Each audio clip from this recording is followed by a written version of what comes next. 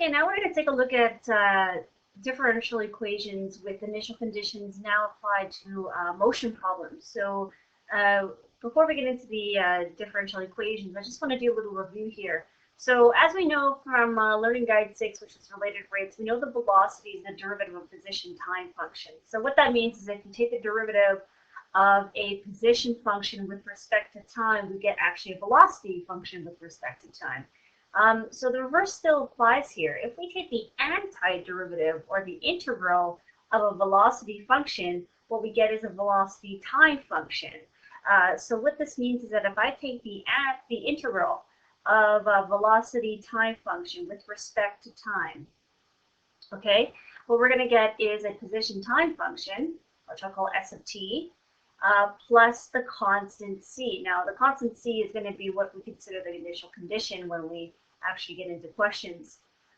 We have a relationship with acceleration as well. We know the acceleration is the derivative of a velocity time function. So if you take the first derivative of velocity time function, also the second derivative of the position function, what we actually end up getting here is acceleration. So I do want to put in here, this is also the second derivative of a velocity time function as well. So the reverse also works as well. So the antiderivative of an acceleration function, or the integral of an acceleration function, is a velocity function. So what this would look like here is if I take the integral of an acceleration function with respect to time, so I'll put dt here, what we end up getting is a velocity function plus c. Okay, so these two relationships are just going in reverse with the derivative or taking the antiderivative. So we're just going to take a look at this question right here. So a particle is moving along the x-axis with a velocity in centimeters per second given by this function where t is greater than or equal to 0. So our velocity is given in centimeters per second, so we just want to consider the units there. And also time is also going to be in seconds. So we know that the particle's initial position is 5 centimeters left of the origin. So it's going to start left of the origin. Now the initial position occurs when time is equal to 0 seconds. So where that particle is at 0 seconds is considered the initial position. So we want to find out what is the position after 10 seconds to the nearest tenth of a centimeter. Okay, so first of all, I want to find a position. Okay, so I want to find a position. That means I need to take my velocity function and find a position function from that. So that relationship, once again, is the antiderivative of velocity function with respect to time. Oops.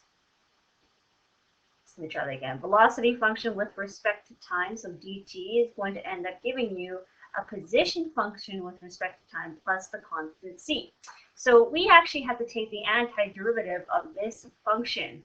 Okay, so I'm going to just write it out just like this. I'm going to take the antiderivative of the velocity function, which is 2t squared minus 3t plus 2, all respect to, of course, time. So if we take the antiderivative, you know, this is a quadratic, so we could just deal with each term individually. So for the first term, I'm going to add 1 to the exponent, so I get 2t cubed, and then divide by the exponent, so I get a division by 3. For negative 3t, I get minus 3t squared, and I'm going to divide by the 2 from that new exponent, and then the antiderivative of the constant 2 is just 2t. And don't forget the constant c. So all of this is now considered my position time function. So first of all, if I want to find a position after 10 seconds, which is the goal of the question here, I need to know what c is first. That's my, I need to find that, okay? So that first step was just taking the antiderivative. And now we're going to find c. And c comes from the fact that we know the initial position is 5 centimeters left of the origin. So what this means, I'm just going to write it on the side here, is that at s of 0, which is 0 seconds, we have a position that's 5 centimeters left of the origin. So left means negative 5 is the initial condition that I have here. Okay, so I'm actually going to evaluate this function as what I have here. So s of 0 is equal to -5.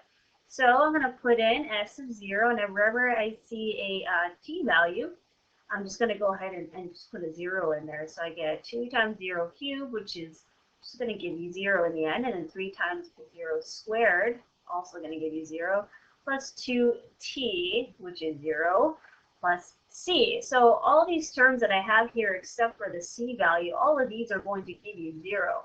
So s of 0 is actually given as -5. So therefore, my constant is -5. So back into the function now.